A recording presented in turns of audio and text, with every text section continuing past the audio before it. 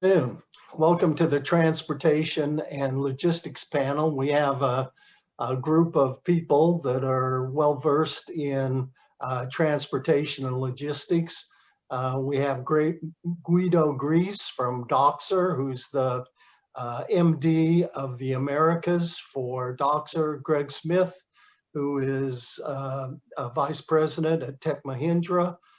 We have Andrew Gillespie from Ansell Healthcare Products, Jason Walker from Performance Team, Fernando Haddad, who is with Materion, and we have Joe Quartarolo with Empire Worldwide.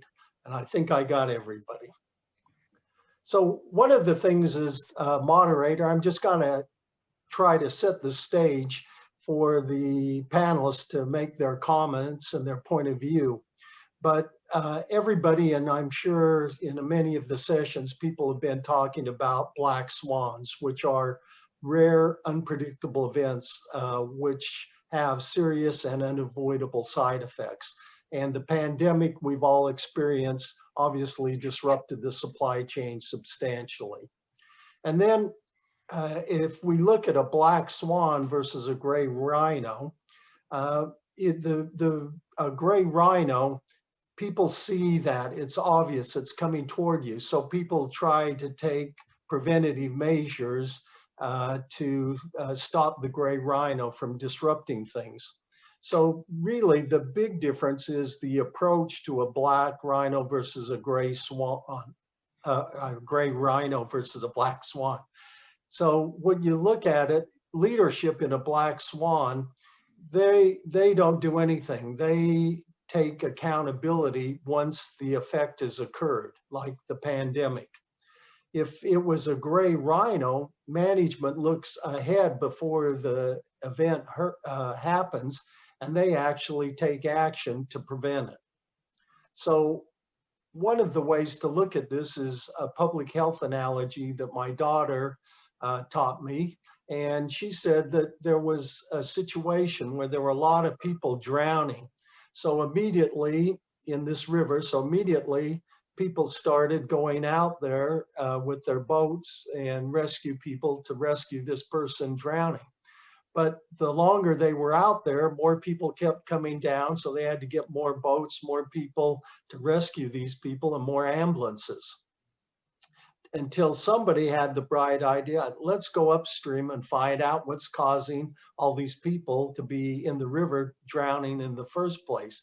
So he found that there was a bridge upstream, which all the pedestrians used to use to cross the river, and it had collapsed. And as a result, people still tried to cross the river, they fell in, and that's why the drownings were happening. So in one situation, people were focused on the response. In the other situation, where the guy went upstream to see what was going on, he focused on the prevention. And this analogy really applies to supply chain too, in that it was a black swan and the pandemic happened, but could have companies foreseen this and done a gray rhino on it and done some prevention prior to the pandemic. So in a black swan, you wait till the effect happens, so then you wait and see, and then you take action. In a gray rhino, you see the situation happening before the event happens, and you try to avoid it and therefore thrive. So what happened in this supply chain in this most recent pandemic? You saw a black swan. And so what happened? Inventory ran out. There was no space in the retailers because they weren't designed to have warehouse and extra inventory on site. There was delivery truck and labor shortages, not only that, but also in the distribution centers. They had the wrong inventory in those distribution centers. People had gone to centralized manufacturing, primarily in China, to get longer production runs and thus lower their unit cost. And so there was very highly concentrated sourcing.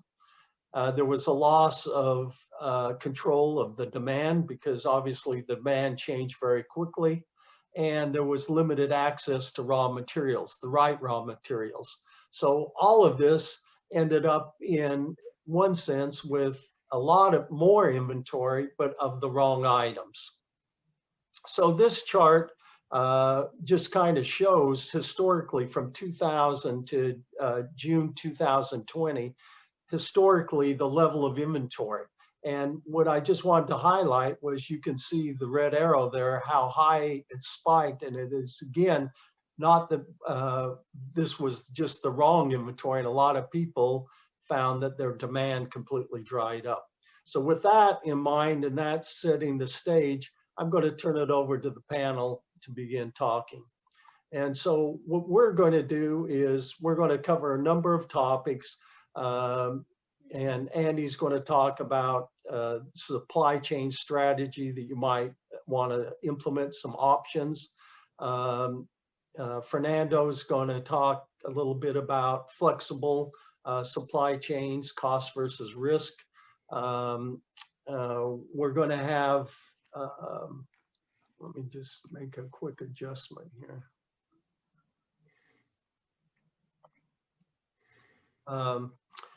How you might build a digital supply chain management model so that you can better manage your supply chain. Jason is going to talk a little bit about omni-channel and how people with omni-channel were able to better react to the situation.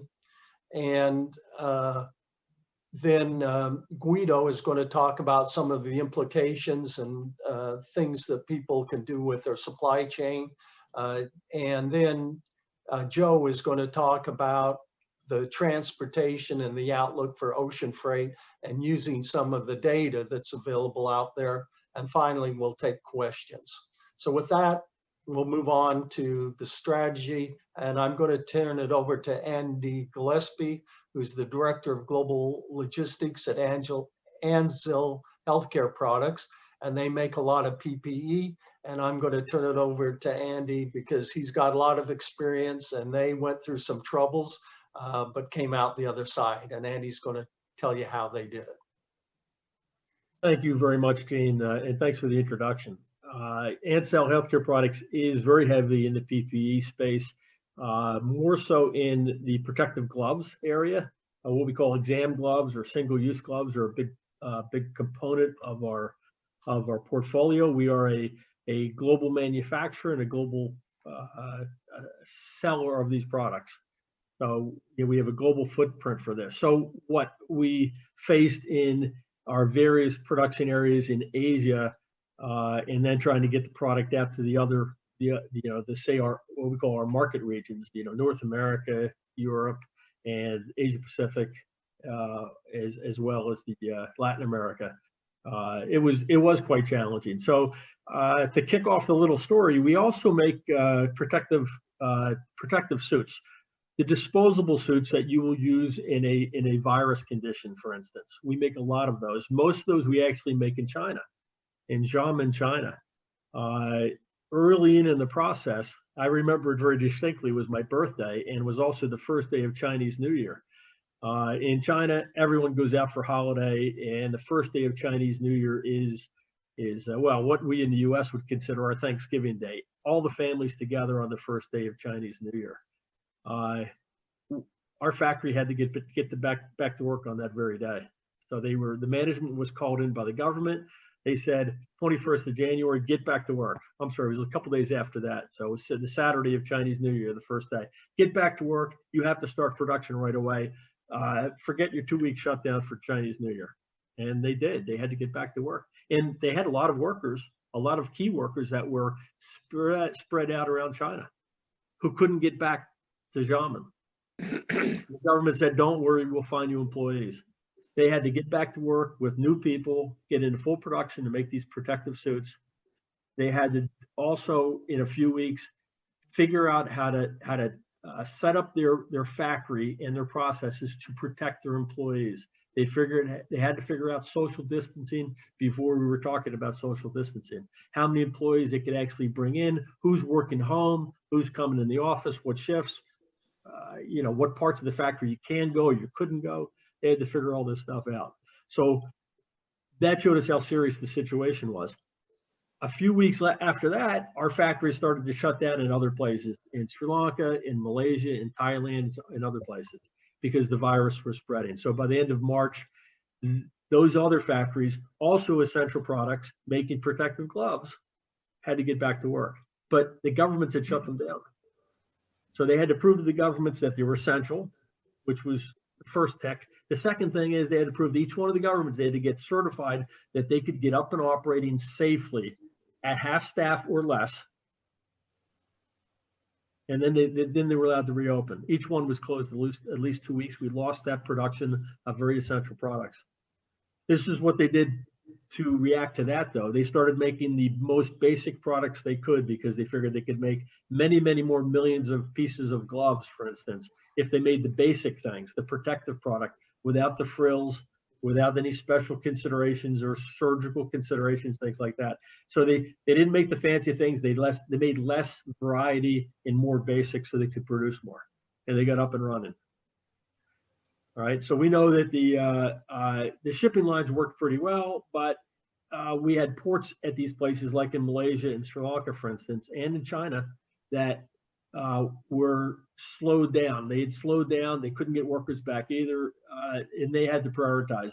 They prioritized PP. In China, we had to actually get government escorts to move containers out to our factories to load the containers to get back to the ports. And as I made a comment earlier this week that I had heard someone say how fragile the supply chain of the world is. And it's like that, it isn't the case.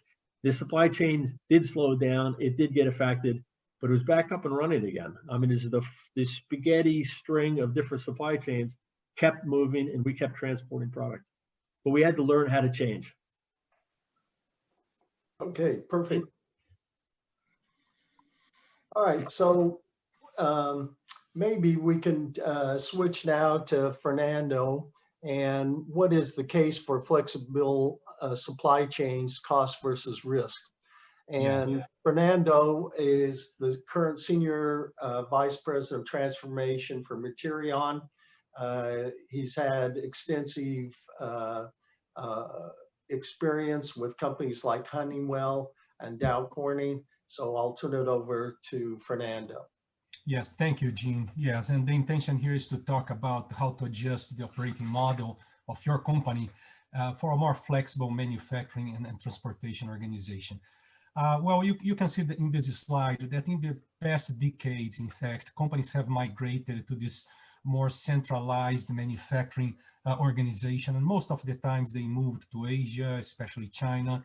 And despite some attention to risks, clearly the scale was way heavier on the cost side, which leads to many questions and concerns. And Gene, if you can, thank you. Point is that this reduced cost model does not really come for free. There are complicating factors that come into play, and you must be mindful of those factors. So need to bring them to surface and have an intelligent discussion with the decision makers in a company. So some of the questions that you could ask as you have this dialogue are like those you see here. And is, supply chain robustness, resilience, flexibility, like Andy just touched on, now more important than, the supply chain cost efficiency? What about if you are a buyer, a company buying, do you want to have all your eggs in just one basket, or would you like to single source, or, position, if you do not single source, can you still compete? What about considering geographic sourcing, buying locally in each region, Asia, Europe, Americas? Are there countries that, given their behaviors, higher risk behaviors, in fact, displayed during this COVID situation crisis, should they be, considered, as a supplying country to your company? If you are producing and a supplier, Is this one of those few moments in history that you should stop and think about on-sourcing, onshoring, manufacturing, production that you had and your supply chains? There are many countries doing that. The US is supporting companies to onshore, Germany, Japan. So this is a game that is in play right now.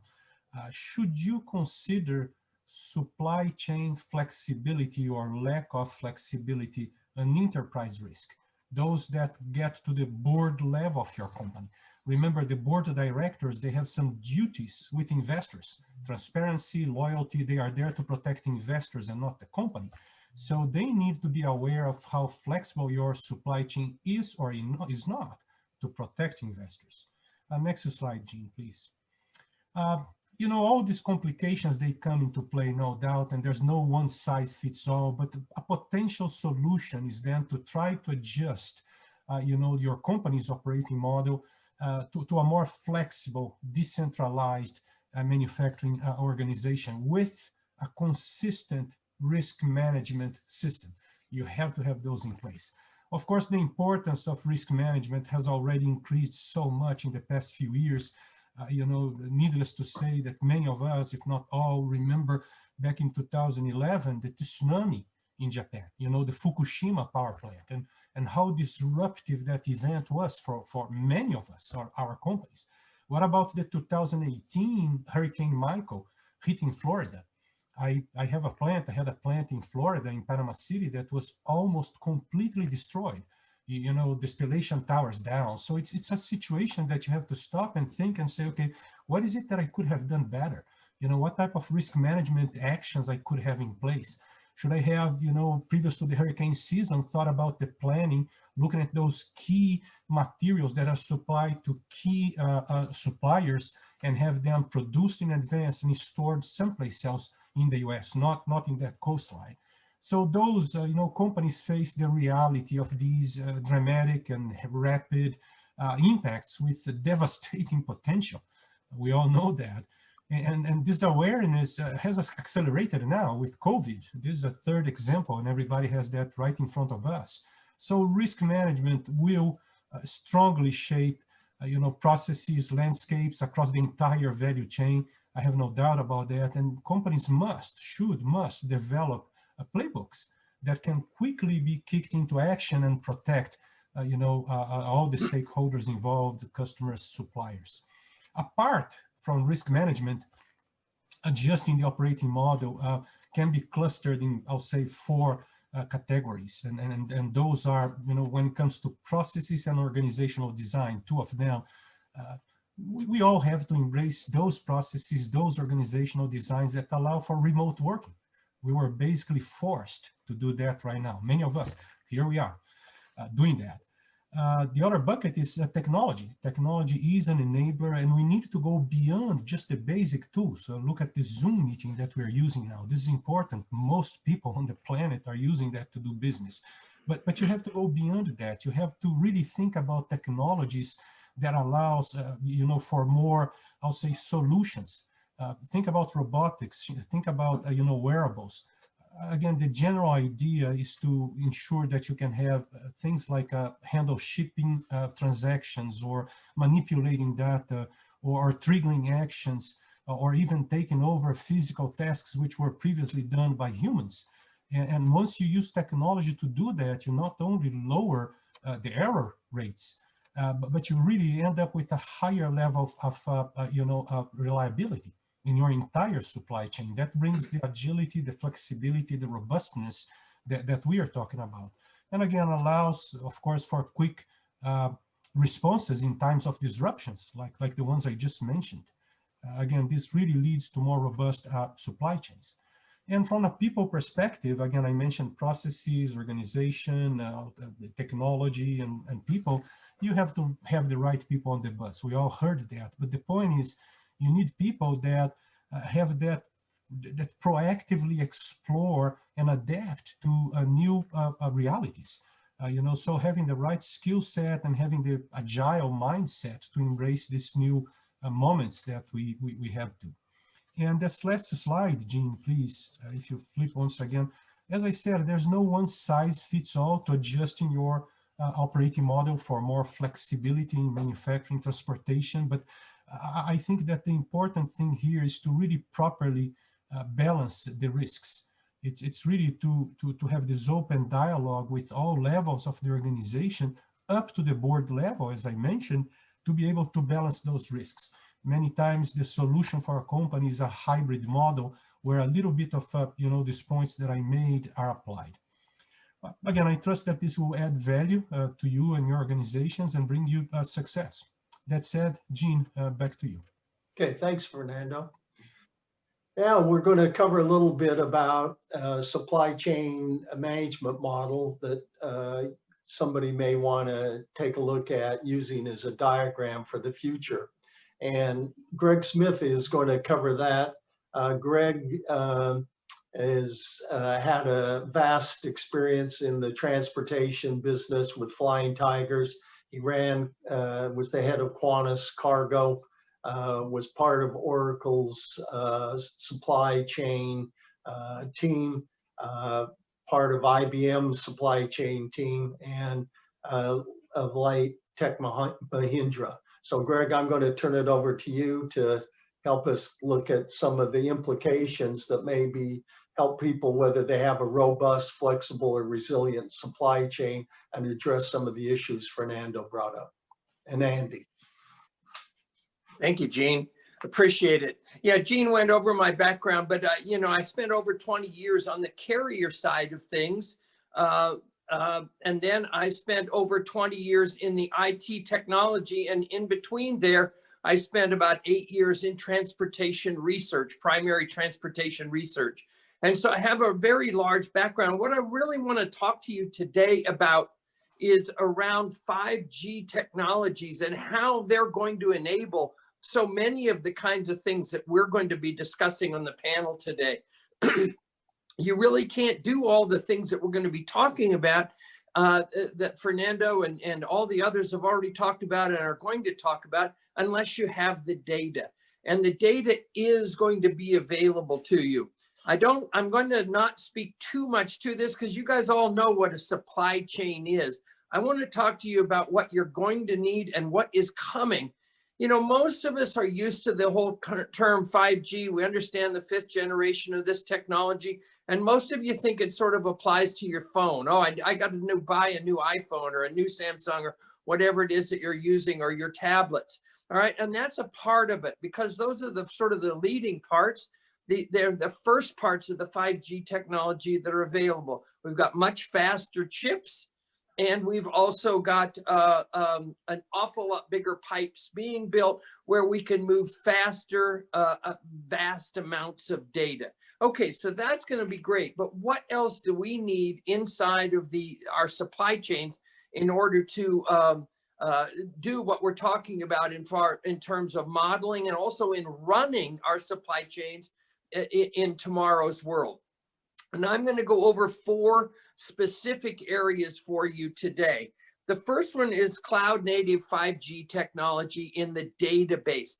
That is, brand new databases are being built by all the people that you're used to, SAP and Oracle and those guys, IBM, but also by many other new upstart companies that are building cloud native 5G databases. And they're very significantly different than today's databases. They are designed not to store your data, but to get your data out, to make it available to everybody, to harmonize your data, to build in other kinds of analytics built into the database. So the first thing that's coming are brand new databases that are cloud native, built on 5G technology, but have very, very different structures to your current databases.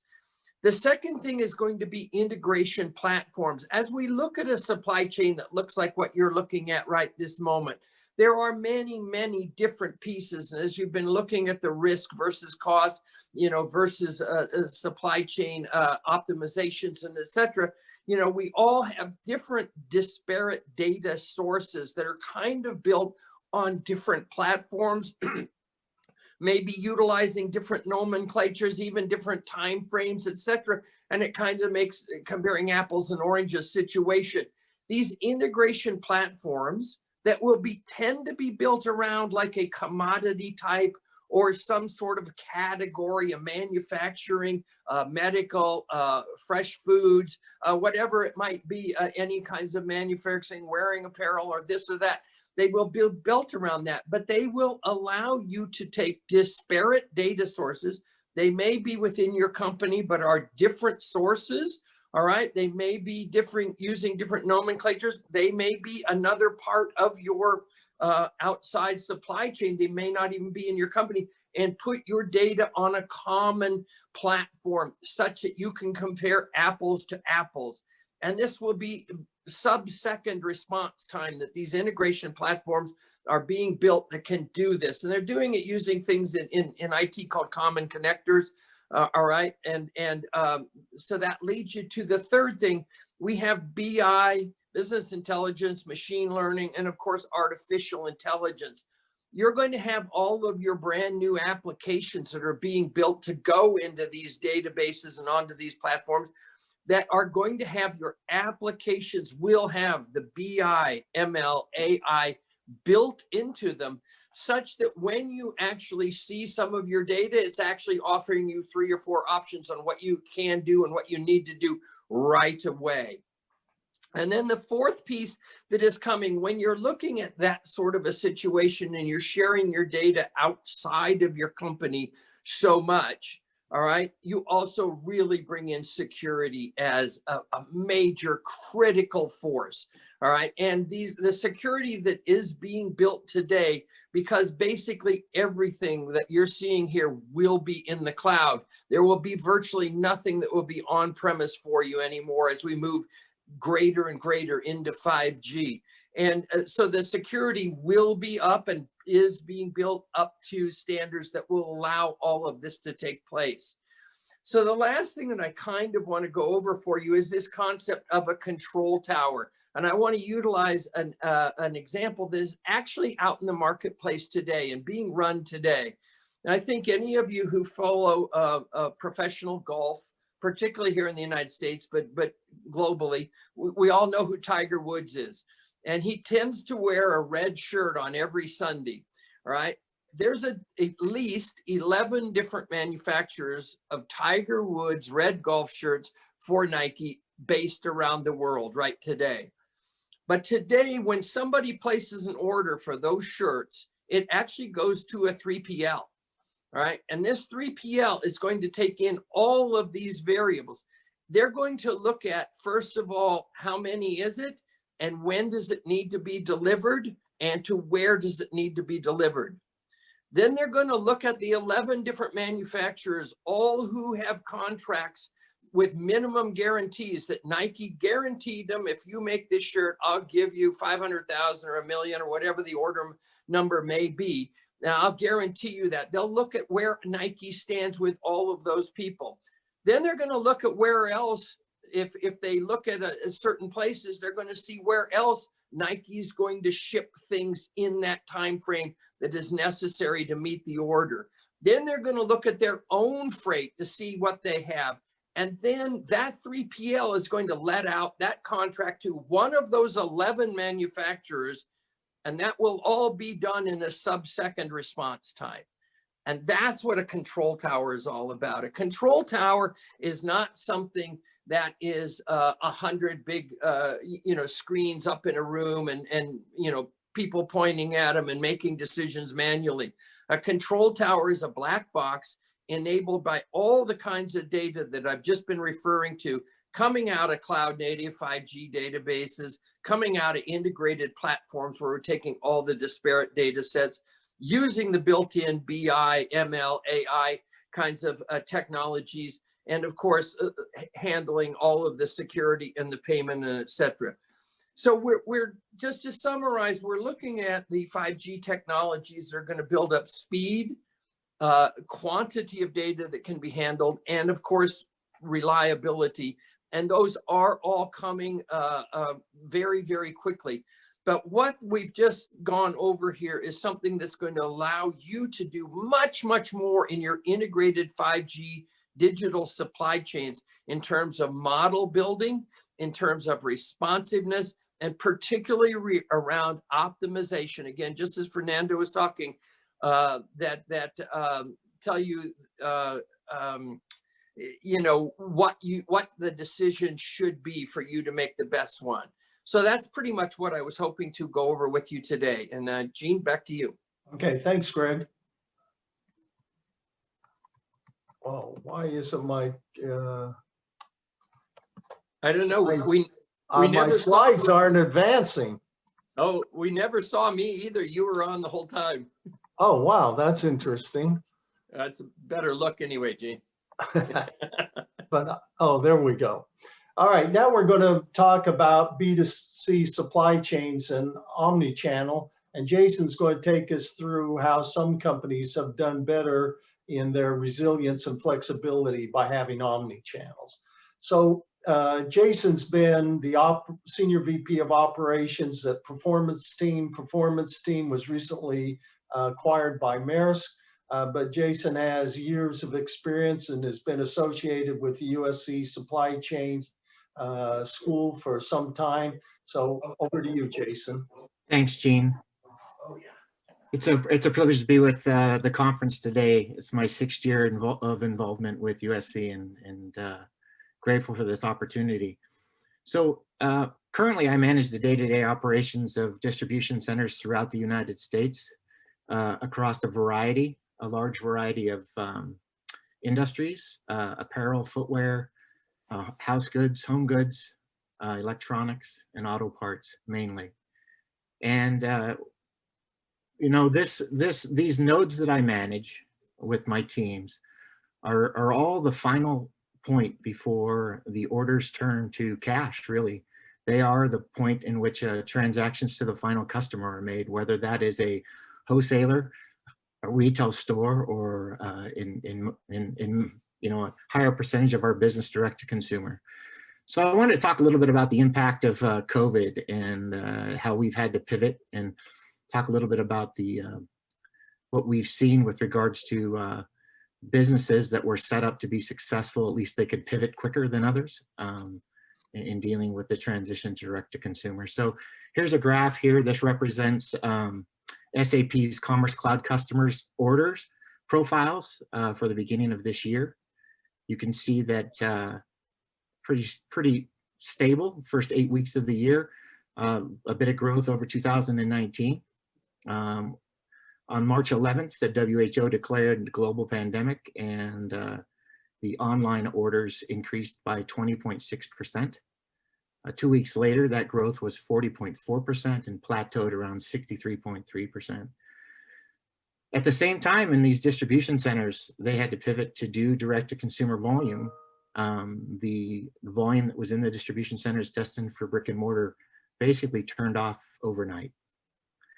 If you look about, you know, kind of think about what's going to happen into the near future, I found some information from Manhattan Associates. They surveyed 2,500 shippers, and their clients are indicating to them that 90% of their client base prefer online delivery for the next 6 months, and 80% of those surveyed, you know, would like to have digital contact with the store or their provider and not physical contact. And then 28% indicated that they would start to increase time in the brick and mortar stores in the next 6 months. You know, and then there's a Celgent survey in the bottom right here, where they surveyed 5,000 shoppers in August of this year, and 39% of the grouping indicated that they would, post-COVID, balance between online online shopping and in-store shopping. But the real number here is 28% indicated they're going to shop online mainly. Gene, if you can switch the slides here. Okay. Just more, and you know, this shift in consumption. This data that here is from the Common Thread Collective. It's a marketing firm in Irvine that services small retail resellers, small e-commerce retailers. This data is from 46 of their group, about $100 million worth of business, and you can see the shift to online, or the growth in the online by category here. Of course, medical supplies, home goods, baby products, toys, etc. With 200% growth on the e-commerce side. Revenue growth year over year, we'll just hit that real quick in this grouping, up 173%, spend 117. Return on ad spend up 26.5%, and this indication CPM is return or cost per 1,000 online advertising impressions. That means the cost in which an advertiser is paying to just have it pop up on your screen, right? People are shopping so much online, and the activity is so much online that those to get to 1,000 impressions, you have to spend basically a third less on advertising. So this is changing for us dramatically at the distribution centers that service these industries. The resilient organizations that I've dealt with over the many years have really embraced these 5 strategies over the last 5 years. Number one, they've embraced the idea that their distribution centers need to be omni-channel, meaning they can handle wholesale, retail, or direct-to-consumer orders without issue. And they can pivot from one sales channel to another with ease. They've also embraced the idea that they're going to need a reseller network online, and they have built partnerships with various parties to drive e-commerce or direct-to-consumer fulfillment with their customers. And they've also made sure that their distribution centers have the capability to meet those commitments. They've embraced the idea that they need flexible and expandable distribution centers. We all know every year there's a huge peak season, and you build the church for Easter Sunday, or are you able to put together what is needed for a short period of time to handle those massive influxes and then turn that off so that you can keep it very variable? And we've seen many successful examples in our network where clients have been able to use the technology that we have and processes to do those short window pop-ups and handle those spikes. The other thing that clients have embraced over the last 5 years, in my opinion, is that there is much more customization on the retail and wholesale side to ship to store. The days of carton in, carton out volume at specific price points and product types are now much more customized, and the distribution centers have to have the ability to customize those pick and pack orders and do replenishment in a much more efficient fashion for what consumers are buying in those particular regions of the country. And finally, clearly, many have embraced the idea to fix the roof while the sun is shining when it comes to inventory rationalization, when it comes to SKU proliferation in their networks. They've done a much better job at understanding end-of-life strategies and clearance strategies and leveraging online wholesalers and clearance houses to make sure that their inventory is not getting out of control. The business units that I'm involved with and the organizations that I've been involved with that have done these 5 things have weathered the COVID storm pretty well. Their supply chains have been flexible. They've been able to shift pick and pack resources from retail and wholesale to direct to consumer with relative ease. They were not in over inventory positions going into it, and so they were able to handle some of the inventory issues that were brought upon by COVID. So what's next? What from my point of view, I see moving forward as distribution networks need to be put together, and are some things that we need to think about and embrace as we look at the new networks of the future. Number one, customers today are fairly satisfied with 24 hours deliveries depending on price. That's going to change. I mean, a one-day transit is going to become the standard. Same day is going to be pretty normal in some cases, and that's going to change the way in which distribution centers are placed throughout the United States and the world. And it's going to tighten the standards of execution within those distribution centers. They're going to have to become much more efficient in order to meet those timeframes and needs. Number two, I'm not sure that the direct-to-consumer and fulfillment ideas of the past, centralized mega warehouses, even by coastal structures and networks, are going to be the answer. They're going to need to be much more regionalized in order to meet the customer's expectations in the future. Smaller, quicker, and more nimble. The next thing is Greg indicated in his presentation, data is everything. If you're going to multiple distribution center network in the US, throughout the world, you need to know when to have the right product in the right place at the right time. And data is going to drive that consumption information.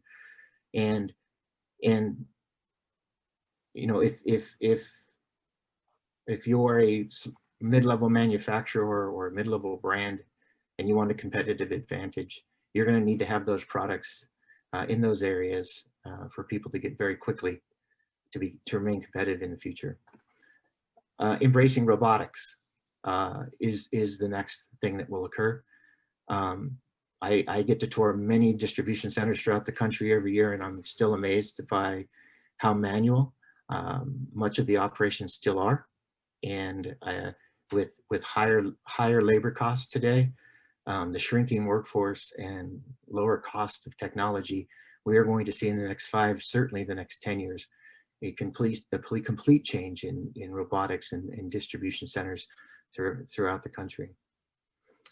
And then, you know, finally, we're going to have to embrace in our supply chain planning that the customer of tomorrow is going to have options when they search online for what they want. They're going to ask the question, when can I have it on my porch? Or when can I pick it up and how far away is it? And they will select the provider who can give them that product based on what their needs are going to be.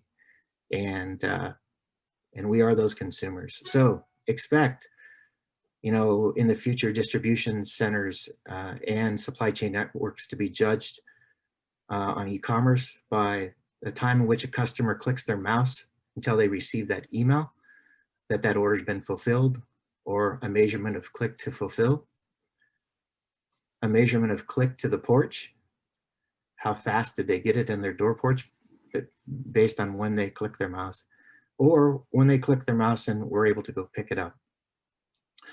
All of this and that we're going to see in the future is going to be driven by the need for our clients and our customers to have visibility and reliability throughout their supply chain. And now that supply chain is the end user sitting at home looking for their order online, and they will select the most reliable parties as they choose between different resources to get the goods that they need. So as we look into the future at distribution center networks, in order to be resilient, especially when it comes to general commodities, apparel, footwear, and electronics, the customer demand to have it in real time is going to continue to be a pressure on us. That's all I have, Gene. I appreciate the time. Yeah, thank you for the insights. All right, we're now going to move to Guido Gries, and Guido is the MD, Managing Director of Air and Sea Logistics for the Americas for DACHSER.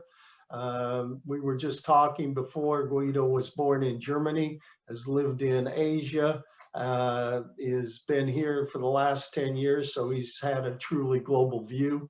Obviously, a lot of the members on this panel have lived in different countries, but Guido sounds like he's lived in 3 continents, and we appreciate him giving his expert insights. Thank you very much. So I worked indeed in three continents, always for international air freight and ocean freight transportation, freight forwarding. I haven't done anything else, so I'm really dedicated to that for 35 years. And I want to share a little bit the experience we had during the COVID crisis, or still have. So the recent events in the COVID crisis forced most of our workforce to work from home or operate in an environment where we have shifts. And that happened as well for most of our carriers, providers, and partners. And that's obviously not ideal because traditionally our job is very close to the freight. We have still to do a lot of checking, a lot of paperwork to be done. So it's a challenge, but we managed that challenge quite well. So I think in that sense, we have not seen really big disruptions, but things were running in a good way. We felt at the same time that the inbound and outbound shipping on a global scale dropped for us as a company by 30%, and this is tremendous in the second quarter, air freight and ocean freight. At the same time, the belly capacity, what we say in air freight is the passenger flights, where you have the belly which can be filled with freight, dropped as well drastically because most of the airlines canceled their flights. So there was a reduction in air capacity. At the same time, there was as well a reduction of freight from shippers and from consignees and importers. So that somehow was balancing that out. But we get a little taste what is happening if we get a little peak. So we get a peak with the PPE equipment, as we heard before, and prices were going up drastically. So you could see air freight prices for $10 a kilo from Asia, no space, people begging for space just to get cargo on board. And that somehow basically flattened out during the last couple of 2 or 3 months. The price came down again. But this gives you a little bit of taste what would happen if there would be another shock or another event which eventually disrupts transportation and we have to shift to air freight. So there's definitely a weak point which we have to watch. At the same time, we see as well that on the Trans-Pacific and the Transatlantic, the ocean freight carriers reduced or right-sized the capacities with so-called blank sailing. So they leave all the sailing completely, and they reduced as well the schedule. So that creates as well on that end demands when let's say the volumes are picking up. So we see all of a sudden rates going up to the $4,000, $4,500 for a container from Asia, which was maybe last year at $1,200. And I have to tell you, an average value of a container in our organization has something like $50,000. So transportation cost shift of 3 times, 4 times the price than last year makes an impact to some products, and eventually you're not competitive anymore.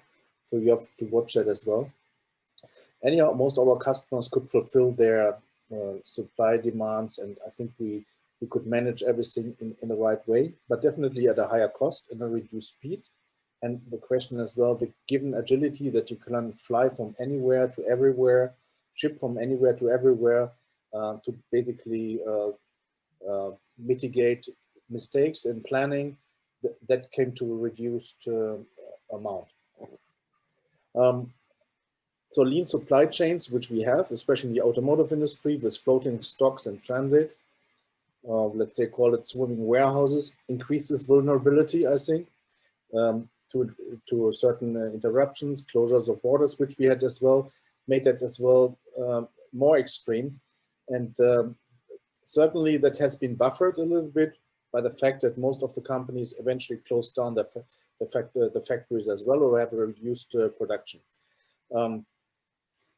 So anyhow, there's the question coming up, and we can see that already, that there's a certain volume shift from shipments coming not only from China, but now again from Vietnam and from Mexico. And sourcing is coming now from different markets to a certain extent, but not as a big, huge shift. So still China is in the focus, and you can still cargo moving from China in on a very frequent basis. Some industry, due to the interconnectivity nature, cannot make large operational shifts to mitigate such disruptions, as many products are just produced in one country. I just read a McKinsey study. They found that over 180 traded products with a worth of $134 billion US worth, they're traded in a single country. So sometimes you cannot even make big shifts or do dual sourcing. So eventually you get hooked up and have to find other ways and means to optimize the buffers. So what are the takeaways, what we find? We think that building supply chain resilience beyond relocating products is a key task for the management, and it belongs more to the boardrooms. I would say before the crisis, supply chain management was important, but you could not really see it in the boardroom. I think in the future, we see more and more supply chain managers and directors and VPs sitting in the boardroom, making decisions and looking into the risk management, improving transparency, invest into technology, create stronger supply chain transportation networks. Eventually, you hold as well more inventory that we can see as well in our markets. You can count as another takeaway of the flexibility of the global supply chains that we are running. So when there's something happening through the spaghetti knots, what we learned today, I think we can buffer that up. Today it's a little bit more macaroni, not spaghetti, because a lot of shipping line reduce their capacity. So let's say the choices are getting less, but there still is a real robust and solid backbone. Certainly, I think we need to have better collaboration, and this is counting for everybody in the supply chain, and integrate our vendors to become more strategic resource that counts for us, that counts for everybody, instead of just working in a silo, to share information and look eventually into solutions where we can work together jointly for overall great target. And for sure, we need to build more resilient supply chains and make use of opportunities arising from technology. And what you see here on the screen is the R&D technology cycle from our R&D department. This are for us 5 phases: from emerging technology, the hype of technology. We call it the valley of disappointment once you applied, or maybe the expectation is not kicking in. The path of knowledge, and then at the end of the highland of knowledge to really implement that. So I want to highlight 2 technologies which we are presently using within our organization. DACHSER is operating a huge road network in Europe. I would say it's the 2nd biggest road network in Europe. We have over 12,000 trucks on the road, over 700 warehouses and offices, which we have to connect with LTL, clean LTL road network with guarantee deliveries, last mile deliveries. So everything what you would know in Europe, in the United States from FedEx and UPS is there on the market, available from DACHSER on the LTL market. So we do believe that we started to invest into the 5G low power VLAN. While we found it's a great technology, it's low cost, it's low power usage as well on a practical level. So we're equipping our trucks with this low power VLAN for geo positioning, tracking and tracing, and we would use that obviously as well, that data which we have for prognostic for advanced information to manage our inbound cargo in the right way, and for the classification of shipments, so pictures, etc., etc. So another part is machine learning. I would say more machine learning than artificial intelligence. Also, it has the potential to solve tasks which cannot be solved with conventional programming. So in terms of pictures, text, voice recognition, complex amount of data as for predictive analytics. And we use that to basically understand what is happening this morning, how many cargoes coming in, how many shifts, how many people we have to plan for the shifts to have a stable and solid service for our customers, which is very then predictable and eventually then help you as well to reduce the buffer in your supply chain. So we believe using technology is important, is recommended to invest, and obviously everybody's doing that. But there's also a way to make it practical, as we live in an environment which is very cost driven.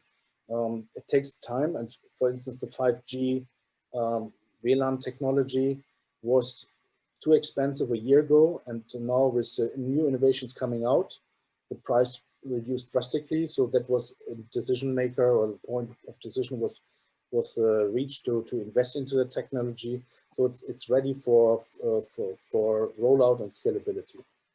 Okay, thank you, Guido. Thanks. Okay, the last one is Joe, and Joe Quartarolo is president of Empire Worldwide at 3PL.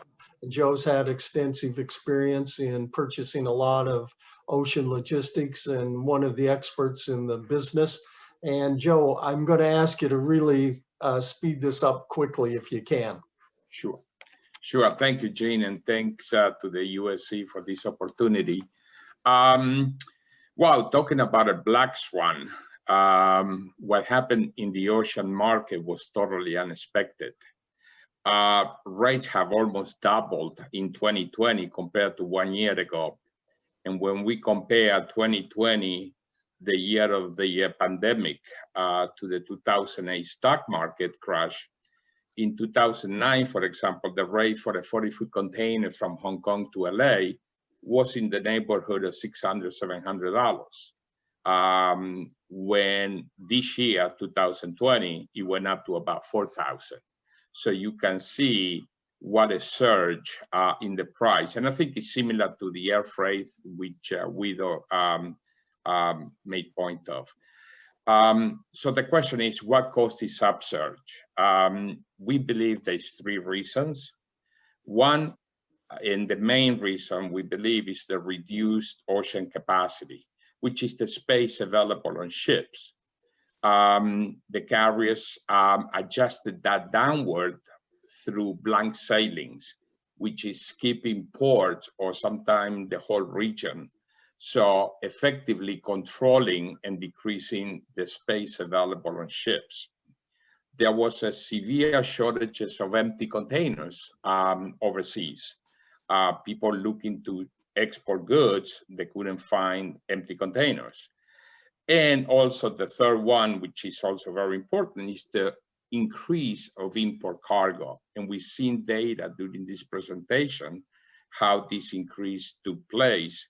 And that has created a major force in the rates going up. Gene, if you can go on the second slide. Okay. So this is what happened with the, looking at the Trans-Pacific specifically. This is from the JOC data. If you see at the bottom, the USA import from Asia, this is compare March to August, it went up to about 90%, when in 2009, the same period was up about 35%. So this major increase in volume, has created big challenges. Operations at ports, in the major ports in USA, they all working at almost full capacity. There is a considerable shortage of chassis that people need to pick up the loaded containers. The trucking industry productivity went down because they have to spend much longer time at the terminals waiting to pick up a container. The repositioning of the empty containers back to Asia or at the export countries. And if the supply and demand continues to be balanced or slightly towards less capacity, we can expect that rate increases to continue to stay in the higher end. Gene, the next one. So what do we expect the rest of the year? So we think ocean volume will continue to grow with holiday merchandise now, so rates will remain high. Retailers will continue to restock inventories. Consumer purchase fewer durable goods during this time and more holiday merchandise, more like on the footwear, fashion, goods, toys. Without any additional fiscal support this year, purchasing power will be adversely impacted. So this is something that has to be watched very, very carefully. Export of USA agricultural products, which is one of the main exports from the United States, is not enough to reposition empty containers back to especially Asia. So in the short term, in summary, I know we're running short of time, so we further overseas space shortages, that's not going away. We continue to have a lack of empty containers. The port congestion will continue to surface. Trucking capacity shortfalls, and one that probably many shippers do not like to hear, but rates will remain high through the holiday season. So, Gene, try to do as fast as I could. Thank you. Okay, thank you. I think we're just about done. I've got one last slide to summarize our panel. I'm sorry we ran out of time for questions, but we began with this public health analogy, and through the various panelists, we learned some things that in your supply chain, you can respond to a drowning or as a black swan, and you wait and see, and you respond with more emergency workers, ambulances, or boats. Or you can look ahead and try to face these these rhinos, gray rhinos, charging, and try to adjust. And by adjusting, you avoid and thrive. So those are two important supply chain strategies. We kind of touched a little bit about robust, flexible, and resilient supply chains. And robust supply chains are really those that continue regardless of what the disruption is. And they usually are burdened with a lot of heavy inventory and repetitive processes to keep that supply chain robust. We heard Fernando talk about flexible and how through manufacturing and looking at the risk, you can make your supply chain more flexible. And Andy talked about the resilience that Ansell showed in their supply chain by adjusting the production in a bunch of places and then being able to carry on into the future. So as you begin looking at this approach to these things, it could be one of response and wait for the effect, one of prevention, but you have to have your strategy in place to respond to it. The third thing that we heard about was today's supply chains highly valued or weighted costs, but as Fernando brought out, there is a risk and a cost element, and companies need to make their decision as what they're going to do with that. And I think Greg did a great job in laying out a framework for supply chain management and how to manage that in the future with the new databases based on 5G, the integration, the BI, ML, machine learning, and AI. And then the fourth thing, the importance of security. And I think both Guido and Joe did a great job of kind of laying out how all this data, it responds to the everyday marketplace and how you have to respond quickly to the challenges that present yourself. So hopefully everybody got some new insights out of this. I know I did learn a lot from everybody. So thank you very much.